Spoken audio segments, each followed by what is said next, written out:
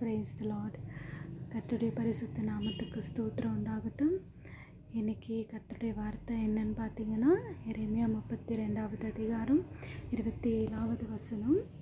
இதோ நான் மாம்சமான யாவருக்கும் தேவனாக இருக்கிறேன், என்னால் கூடாத காரியம் ஒன்று உண்டோ.